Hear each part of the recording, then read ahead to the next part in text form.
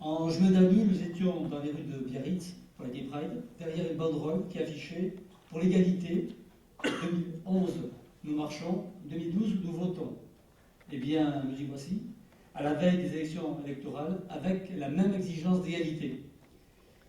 En juin, notre association s'est engagée devant les marcheurs à interpeller tous les partis pour qu'ils disent quelles sont leurs réponses à l'attente des gays et des lesbiennes du Pays Basque et plus généralement du département.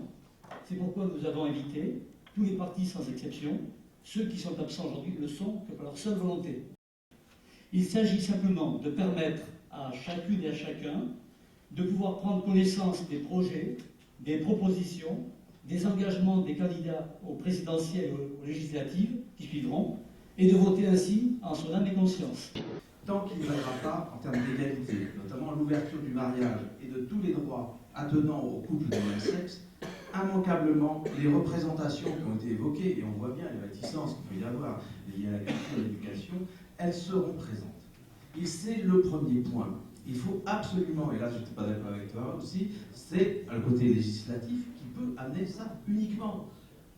Un droit égalitaire pour chaque citoyen. L'égalité des droits, c'est tout à fait consensuel à gauche. Donc dans notre programme de gouvernement, cela peut figurer. Et il n'y a pas de raison que nous ne faisons pas un projet de loi dans les 100 jours qui donne l'égalité des droits. Merci beaucoup. Donc je pense que le moment est venu. Alors j'avais sur un premier point, il faudrait savoir que notre candidat aux élections présidentielles du Front de gauche, donc Jean-Luc Mélenchon, était le premier en 1990 à appeler et à créer donc ce qui s'est appelé le PAX par la suite, une proposition de loi en fait qui proposait à tous de pouvoir se marier de même sexe ou pas. Il y a encore beaucoup de chemin à faire, il faut convaincre, éveiller, peut-être autant ouvrir les cœurs que les esprits. Parce que dans cette affaire, tout commence par le sentiment humain que l'on peut avoir de voir dans un autre son semblable, avant de regarder ce qu'il a de différent, et donc on peut commencer par l'aimer. Et je trouve inadmissible qu'au décès, comme l'a dit monsieur tout à l'heure, d'un des deux partenaires, le survivant n'ait droit à aucune pension de réversion. Actuellement, nous n'avons, pour nous protéger en tant qu'homosexuels, que l'assurance vie à hauteur de 150 000 euros. 150 000 euros, c'est 10 ans. C'est pas comme ça, à mon avis, qu'il faut poser la question. Il faut poser la question sur le thème global de l'égalité des droits. À partir du moment où on obtient l'égalité des droits sur le plan global, tout ce qui est induit par ce principe-là est réglé une fois pour toutes. Et c'est comme ça qu'il faut le poser.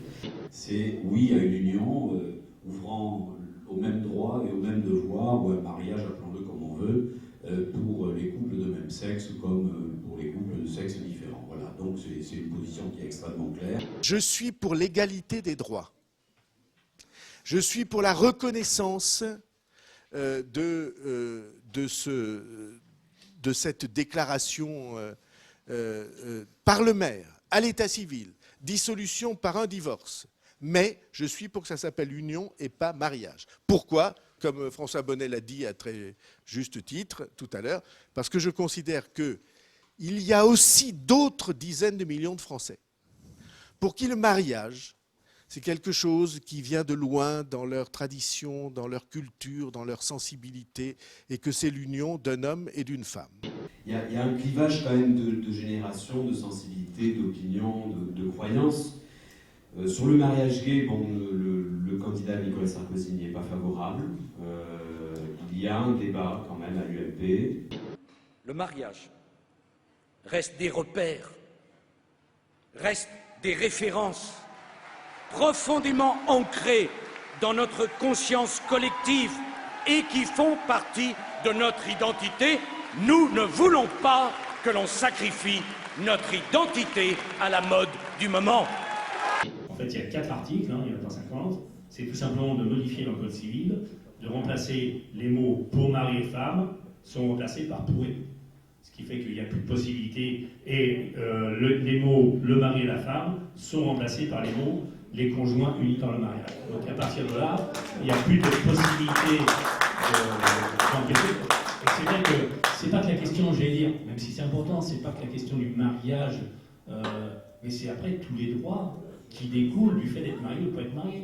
Et je rappelle quand même que le mariage a cela de différent du PACS, qu'il crée des droits, mais qu'il pose aussi des devoirs. Et je les rappelle, c'est la fidélité, c'est le secours et c'est l'assistance. Donc en réclamant très justement à avoir accès au mariage, c'est réclamer aussi à avoir ces mêmes devoirs. C'est-à-dire qu'en cas de rupture, bien évidemment, on retombe donc sur la procédure de divorce et donc des droits. Le droit au maintien au domicile conjugal et familial, le droit au devoir de secours, le droit à une pension alimentaire.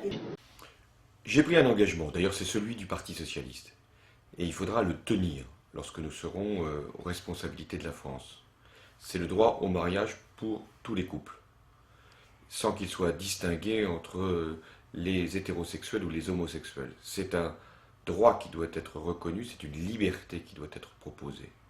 Ça permettra de faciliter la vie, c'est l'objet même du texte que nous aurons à faire voter.